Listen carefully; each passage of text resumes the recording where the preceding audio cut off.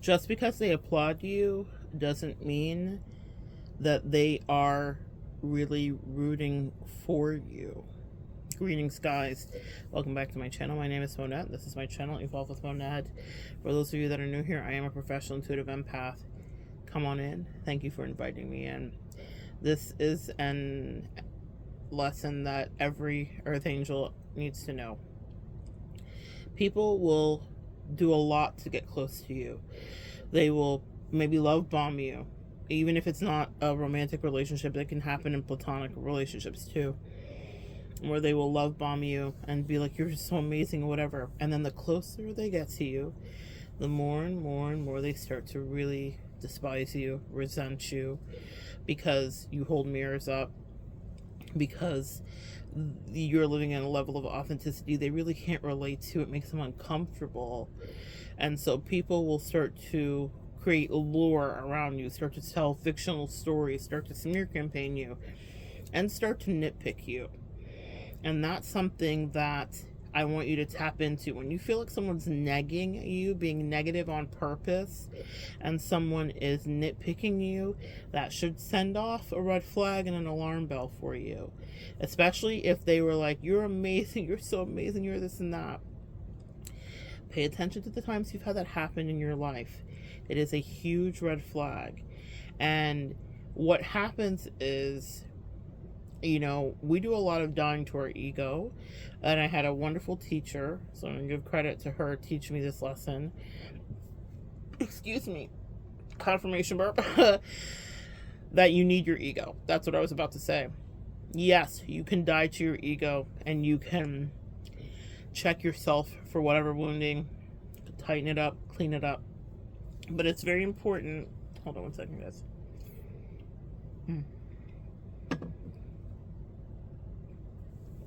It's very important that you have some ego, so that you are able to understand that you do not deserve to be in every friendship that wants to be friends with you, and that you do not deserve to be in every lovership that wants to make love to you, or wants to be your lover, or wants to be your partner. You know, we struggle in this world with the idea, especially as Earth Angels, of being like, I'm too good for that. You are. Borrow it from me, a Leo sun sign specifically, who traffics in my solar plexus. Actually, you're too good for it. A lot of you guys, and this was a lesson that was taught with this teacher, she said something and it just like went through my soul. She said, a lot of you guys are too big to be in these relationships. And she wasn't talking about our size. She was talking about your spirit's too big. This is what I'm saying, but I would say our Earth Angel wingspan is too big. My angels gave me a very proper descriptor of having to fold myself and crouch down to be around people, or to enter into their spaces. So imagine if we had a wingspan and we had to literally crouch down to get into someone's home. That's what we're doing a lot emotionally, okay? And so you need an ego to know that you don't deserve to be in those relationships, that they are not your contemporaries. Now, this has been a lesson that I'm going to teach you, because it's a lesson that was hard for me to learn because of my Leo energy. That may not be applicable to you. Leos are incredibly susceptible to a good old-fashioned compliment. We love ourselves, and so we like when other people love us too. And so that was a thing that my angels really put me through, the wash over again and again and again. A lot of very vicious rinse cycles for me to get out of understanding that a compliment does not equate a ticket for proximity, or a compliment does not equate genuinity, or a compliment does not equate authenticity. People can compliment you. What does JC say? First they love you, then they hate you, then they love you again. And so I got a lot of important lessons when I used to freelance for the psychic lines, because I freelanced for the #1 psychic line in the country, and I was able to have feedback from clients immediately. So if someone talked to me for 2 minutes, they were able to leave a review that couldn't be touched. The higher ups didn't touch it. Clerical didn't touch it. The business office didn't touch it. If someone talked to you for 2 minutes, they could leave what they felt about it. They could star you 5 stars or less. And I gained a good reputation in that company, and I was 5-star rated, and that's an average, because 1 star taken away can bring down your average, and it would happen. And so what I realized is that when I first started freelancing, I was still with my twin flame, and she would go check for me because I didn't want to see what the reviews were. And so she was like obsessively checking it. So then she would give me feedback very often. And I learned a lesson that was important then, which is I can't live off of the feedback. But it also there had to be a balance here. And I'm going to bring this into you guys, Earth Angels, with your relationships. My angels taught me specifically, check this quarterly. And don't just look for the 5 stars, because I was getting them. It was look for where the stars aren't there. Let's look for if you have 1 star or 2 star. I never got a 1 star, but let's say I got like 3 stars or 4 stars or 4.5 stars, and read some of those reviews, because that's where you can check your work and you have growth to do. And so I remember someone saying, I feel like she asked for my zodiac sign and she's not really reading because she's just going off the attributes of my zodiac sign. It was fantastic constructive criticism. And what I did was I never asked for signs after that day. That doesn't mean that if I work with a client eventually, if we're working for each other a long time, that I won't ask, because I love all of that stuff, clearly, or I wouldn't be here and you wouldn't be here listening to me. But what it meant was, in that rapid fire moment when people have a split second to make a decision and their decision can affect my rating, I had to make sure I was showing up authentically. That word has been huge in my life for a lot of reasons. And so I got so good at honing my spiritual skill set of intuition that I never asked. And it got so good that people would call me because they were used to so many readers on that line saying, what's your date of birth, da da da da da. And people would start to volunteer, and I'd say, no, I don't need it. Actually, just tell me the name of whatever the person you're asking about, because I like to tap into that energy and whatever. They're like, you don't need it. And then some of the reviews later would be, she is so good, she didn't even ask for my birthday, so I wasn't sure if she's going to be able to do the read. Do you guys see?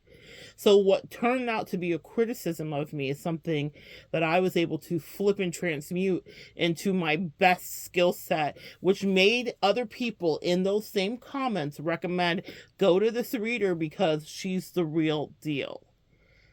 Sometimes someone saying something or giving you feedback can be very helpful, is my point, even if it's negative in your perception. My angels taught me also, look for the best comment and then look for the worst comment, and then you make the amalgamation and bring it to the middle, and then you work on both of those things. Keep up that level of excellence for the best, and then bring up the average considering the quote-unquote worst. The reason I say that regarding your relationships is this.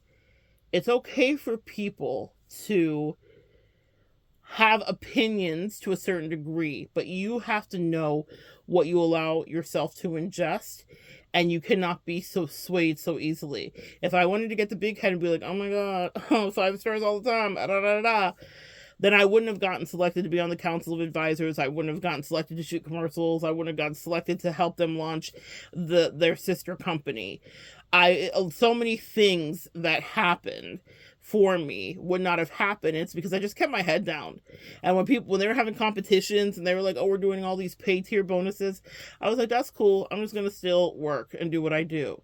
And then they started watching me. And that's what I will tell you guys, is that when you move with authenticity, people can't help but to take their eyes off of you. One of the things they said, and I had my bestie with me when it happened, we were shooting for a commercial they had hired me to do, and we're paying for it and all this stuff. And My bestie was there, and we were just chipping away through some cards on the floor, like tarot cards, and they called and they said, we've been paying attention to you, we've been talking about you in the boardroom for over a year, because we've been watching what you've been doing, because we've not really seen anything like this in our company, one of the best companies in the country, longevity like no other, regarding the psychic companies, the best in the country, longest running and the best, highly rated.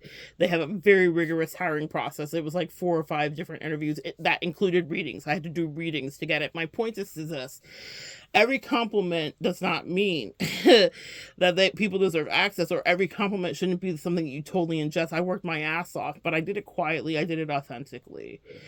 And a lot of times you guys get into these relationships where someone may be complimenting you and you're taking that in completely. That was a powerful lesson for me, that everything that someone says is good isn't always the best, and everything that someone says is bad isn't always, or maybe is it. Really examine it. But when people start love bombing you, okay, because that wasn't love bombing, that was a rating system, and that was people's truths about how they perceived and experienced me. But let's say someone's in your life and this is going differently, and this is like they're throwing a lot of energy at you, and they're so enamored by you, and you're so amazing, okay? It'll be those ones that resent you the most, because if they feel that, they might be a fan. They a fan. Isn't that what Kendrick said? They might be a fan, but when they get up close to you, they will want to dismantle you. I've never been more picked apart by someone that said that she was literally a fangirl of me. The meanest person that I've probably ever, the most diabolical, the most underhanded and undermining person that caused me to have to do real soul work. Not because I was so happy and so in love, but because I was so, I was so pulled apart by her hatred. Because she didn't like me, okay? She didn't like me at all. She came in to spite me. And I was like, yikes, what's this? And had my ego been functioning properly, and that's the message today, she couldn't have gotten close enough to me. She would have stayed at a distance as a fangirl. She was a fangirl of people in general. I noticed that she was kind of a groupie. That was her energy. And that usually happens when someone doesn't feel they have their own anchor. But it wasn't just me. It was anybody that was spiritual and flashy, or whatever the case may be. I remember when it clicked for me. It's so funny. She told me a story about like trying to pursue a girl that she liked, because she came in driving a nice car, and I was like, oh my god, are you this shallow? Like, I had no idea. I was painting her with all the broad strokes of the earth angel, girl, you know how we do, and I was giving her so much grace and giving her so much like credit that she didn't earn, she didn't have, that she didn't deserve. And I realized in that moment, like, oh damn, it's that simple for you? Like, you went after someone specifically who ended up rejecting her, ironically. Look at how that works. You went after someone, and not just rejecting her, but being mean and starting a weird like smear campaign. You went after someone specifically because she had a nice car, and I was like, oh, you're a fucking bird. Like, it just occurred, like, the more she talked, the more I was like, oh, okay, got it. This makes so much sense why this is not working. But my point is, in that moment is, she was very given to flights of fancy, to be giving compliments to anybody that was magical or had a nice car or had a nice whatever she thought they had, only to get up close to them to then pick them apart. And that was specifically what happened to me. And my angel said, this is what you have to do when you get into these connections, is to examine the dung pile that you're left with. And they're like, why did this happen? Now that the test is over and you passed it, you got out, thank God. Why did this happen? Okay, because my angels were letting me walk through it, because sometimes when you get in relationships, guys, and your angels have to pull you out, they hate to see how broken that leaves you. So I had already had a connection like that.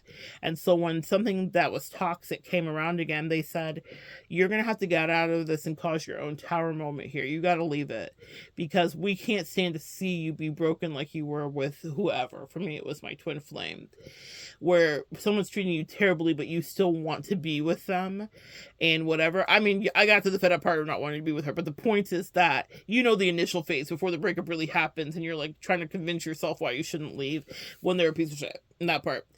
Well, in this situation, my angels were like, we can't really weigh in too tough, sis. We're going to give you a couple of 3 signs, but you got to get out of this because this person's on demon time. But why did you end up here? What was your chink in your armor? And what it was is that I was so worried about, I was living in my own superficial state where her love bombing worked. And my angels were like, so you can avoid this hurt in the future by never letting someone's love bombing work. It doesn't mean that someone's not going to compliment you or like you, that people won't like you. That's a tricky place to be. But the second you can see that there's a tinge of inauthenticity or they're not consistent with their behavior with you, leave. And that was what I learned in that one. That was the big takeaway, was I should have left much sooner, blah, blah, blah, blah, blah, right? Because she did a lot of damage, because people need proximity to do damage to you. The second I would have cut her off, it was over. Now she's stuck back in her thoughts, in her head, with her drama and her bullshit. She was horrid. She was horrid. I feel embarrassed for her, because you never know who you come up against, and this is the same thing, guys, for you. People don't realize that, like, you're a historian in your own way. So they may have gone away with bad behavior with other people for a long time, but in you or with you will it stay, and you happen to be able to tell the story properly. I don't embellish, I don't put 20 on 10, I don't lie on her, but when I talk about what happened, I tell the truth. And that's a truth that I'm sure that would be scalding water to her, because she does not want to see herself that way, and I don't think she sees herself that way, but that's exactly how she was. And so anyway, that may be something that someone else needed to hear. You deserve to speak your truth. No one gets to take that from you, but you can avoid a lot of these situations if you actually have your ego intact. Doesn't mean people will try to use your ego against you. They'll be like, oh my God, you're so good, you're so amazing, you think so highly of yourself, because they don't want you to have that defense up. Your ego is there for a reason. Just because we die to it often doesn't mean that you shouldn't. And the teacher gave a beautiful example, and she said, a cat licks itself out in the open and doesn't care who's looking. It's constantly preening and checking itself for imperfections or wounds or open spots or whatever the case may be. And you need to be the same way regarding your ego, actually. We are always, as earth angels, checking ourselves for what's wrong, or where's the chink, or where's the thing. Because we often are paired with people that have no capacity to do that spiritual work whatsoever. And so it's a really interesting endeavor to understand that you do need a healthy ego in order to know that you are not like them. When people are playing in my face, sometimes I'll let them think they're getting away with it, but I'm really sizing them up, and I'm laughing at them in my heart, or I'm like, I'm bored, or I'm like, there's a lot of emotions that I have sometimes when I'm dealing with people. I'm like, how immature, and I'm like, I can't believe the rest of the people in your life coddle you like this. Like, I'm very judgmental. I just don't share it with that person, because I understand we may be doing a different level of work, but that judgment is my ego too. Does that make sense? The same way that they could come in and nag you. I was like, this is absurd and hilarious to me that these people would think that they can dismantle and pick me apart. And if I told them what I saw in them, it would break their fucking evil ass hearts. Okay? I'm like, oh, I'll let the world tell you, because you won't believe me, but the world will do it much better than I do. So you have your own ego. You have your own judgment. You did assess people in your life that were narcissistic and overstepping boundaries. Think of a small little thing a narcissist did when they overstepped your boundary, or decided to take from you, or infringe on you, or not let you have a moment to breathe. You are judging that correctly, and that is tied into your ego. And that's what you need to know. It serves a purpose. You do not let everyone that is nice to you doesn't deserve access to you. Okay? And people will push, and they'll get offended, and they'll do a lot of things, and you'll see demons come out pretty quickly. But it's okay. That's your ego. You don't have to tell people, I know that I'm a better friend than you have even had the capacity to be, so I'm not even getting into this with you, so go away from me saying. You don't have to say that, but you need to know that, okay? You need to understand what it is. And depending on the different stages that you're at in your life, you may accept companionship, you may accept the love bomb, because it may be something you need in that moment. Or maybe there's something you need to learn. With a very toxic connection, I needed to learn that be careful of a fucking fan. And my angels allowed me to learn it at this level. Before anything else in my life happened, before any other magic happened, before anything good popped off, really, my angel said, we're going to teach you some lessons about letting people into your business. I had a push in with that from a demon. We're going to let you know what it feels like to have people love bomb you in a romantic way and make it seem like something that it isn't, just because they want access to how you make them feel. It's because Earth Angel, you'll make people feel good. So they will stroke that ego of yours and whatever, but you have to be healthy with your ego. Don't let them throw at you that you think you're so good, so that you stop utilizing that ego to protect you like it should. It serves a purpose to a degree, okay? Especially if you've died to it previously, you've usually purged out a lot of the impurities. You'll always be tested forever. But those lessons I clearly needed to learn about vetting, not just vetting better, but understanding the dangers of allowing someone who's a quote unquote fan close to me. I don't respond to that. It doesn't mean that people can say, I enjoy your work, Monette. I've had people say it to me, whatever.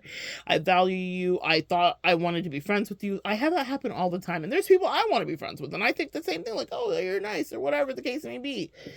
But it's when people don't have a healthy balance that it gets a little crazy. Okay?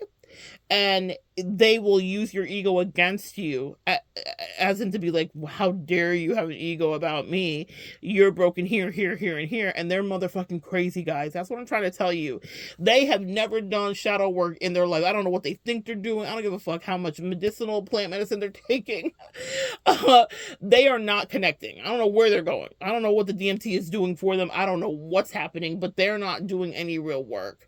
That is my own assessment as a teacher, not just as like an observer. But people can use their words and they can have access to a lot of us sometimes, because a lot of us are deprived of that in certain ways. So I had to learn that about myself. That may not be your lesson exactly, but the lesson overarching is, are you really in the place you're supposed to be? Do you have any business around these people?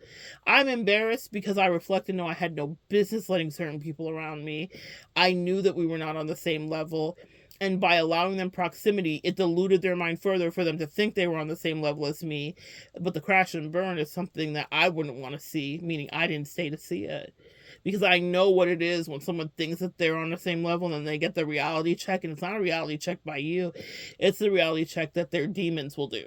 Okay? That part. And the angels will do. And your ancestors will do. But a lot of you guys can avoid situations by just knowing it never was good enough for you. As much as people put judgment and are like, oh, I had that bitch running in circles, maybe, but it was a circle that you were running because you had no place there, baby. You shouldn't have been involved.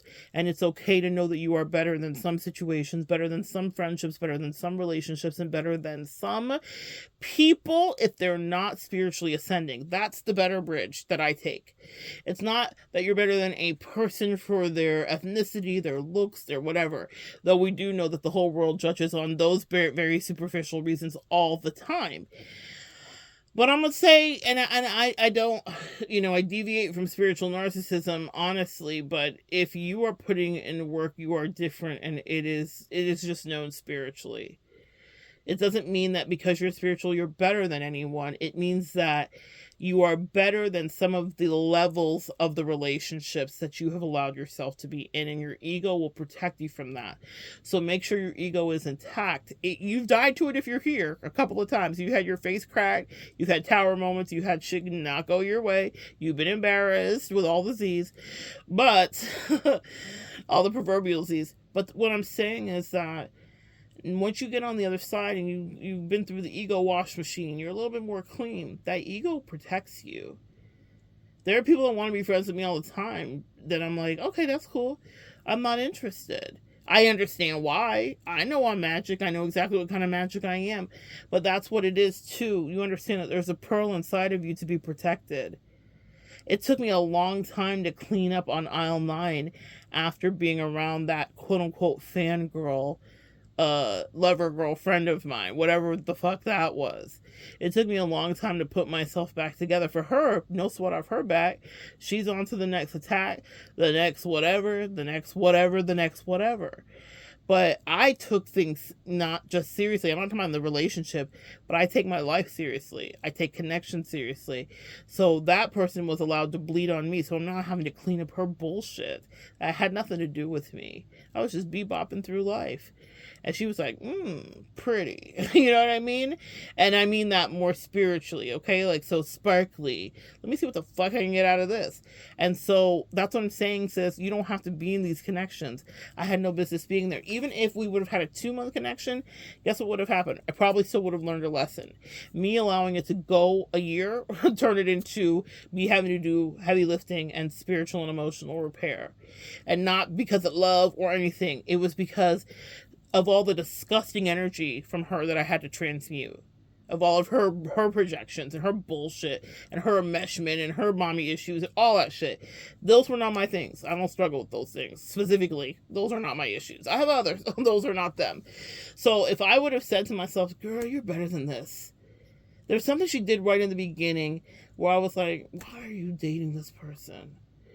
And I was doing the thing we do, like having pity and being like, oh, I can show you the world. That was my ego not working on my behalf. That my ego was fucking me up there. So that's what I'm saying. Your ego serves a purpose when you get it in check. But you're allowed to put some respect on your own name and know that you don't have to be in every relationship that wants to be in a relationship with you. You don't have to be friends with everybody that wants to befriend you, because a lot of those people cause more damage to you than they're fucking worth. She wasn't even worth the energy I had to put into cleaning up her bullshit. Not an ounce of her. I can imagine so many other people got... I'm going to stop myself here. That's the power of knowing your own ego too. I'm going to rein it in. It wasn't worth it. And that's my point. Many of you guys can relate. Some of these things were not worth it. They were not worth it. The most worth in some of those people's lives will be that moment that they were connected to you. That will be their recollection of it. And that's it, guys. You guys are the power source. So be very careful who you share your power with and who you plug into or who you allow to plug into you. Figure out what your kryptonite is. When my angel said you have weaknesses here, someone convinced you that you needed a service you didn't need business-wise, and someone convinced you of whatever the fuck that was. I don't even know what moniker to put on that, love-wise or relationship-wise. And because you hadn't shored up those things, the demons were able to filter in. They were able to slip in through the Trojan horse. They were Trojan horses, if you will. And so I had, and my angels allowed it while I was in this position. Because they said in 5 years, in 10 years, in 2 years, you have so much more to lose. So be careful who you allow access to you. That was my very powerful and poignant lesson that I will never forget. And I'm grateful that it happened at this scale, clearly, because it could have been disastrous for me in the future. And they're like, there will always be sharks, there will always be people that test you, but that ego will be the thing to a certain degree that protects you, especially you, Earth Angel, that has done some purging and have died to it repeatedly. It will be something that helps you to see the sharks and the evil ones and the demonic people and the corrupted, insane people and whatever they are, clearly, okay? You are better than some of these situations, and you have done more work than some of these people. We don't come into a job and we're all the manager or the CEO. There's an entry-level position for a reason, but in the world, people will try to play this like Shere Khan. I'm saying Shere Khan from the Jungle Book with the spinning wheel of like insanity. You know, the thing, it's like it's like a black and white and it's spinning. and they'll try to like beguile you, trick you, or hypnotize you into believing that they're on the same level. They might mirror you. They might say like, twin, we're the same, whatever, whatever, whatever. With a business person, she started using a lot of very specific verbiage, and I was clocking it as it was happening. But it was her way of being like, we're one and the same. And I was like, no, bitch, we're not the same at all. In fact, I am disgusted and appalled and repulsed by you even thinking that we're similar. And it wasn't about I'm better than you in this, and I got more of this than you. It was that she had no work ethic and integrity and honesty. There was no authenticity in her. I was actually, she unnerved me because I despise quote unquote practitioners that cloak themselves as good when I know for a fact there's no good in them. They don't care about people. That's like actually one of my like real like emotional pet peeves, and I think she was brought up against me specifically in that moment because sometimes people will be brought to you so that you can quote unquote finish them energetically. Once you unmask someone, usually the rest of the world sees it too, even if you're not there. I'll never see that person again in my life, but I knew that it was like she probably got away with a lot previous to me, but it was still a lesson about protect your business because you just got infiltrated by someone who was demonic and full of trickery. That part, okay? And it happened by a little chink in your armor of kryptonite because you had not calibrated your ego right. And I just don't want you guys to go through that. Even if you go through it, I want you to understand what it is. And then going forward into the future, when you're dating, when you're dealing with friends, when you're in business situations, be like, is this person someone that should advise me? Is this a person that should be a lover to me, a friend to me, a whatever, fill in the blank situationship, whatever you're dealing with? Ask if they've even put in any of the energetic work. Could they walk a day in your shoes? Are they emotionally stable in the way that you hold yourself to be? Or are they masquerading because they want access and to siphon your energy? Sometimes you are better than those situations, and your ego will help you know so that you do not let demons too close so that you no longer grow. All right, guys, so good sharing energy with you. Thank you for joining me today. I hope that that resonated in its own way. It's okay to understand that on the same playing field, you do not exist. It's okay to understand when someone needs to be dismissed. Come back and join me next time, guys. We'll continue to evolve together.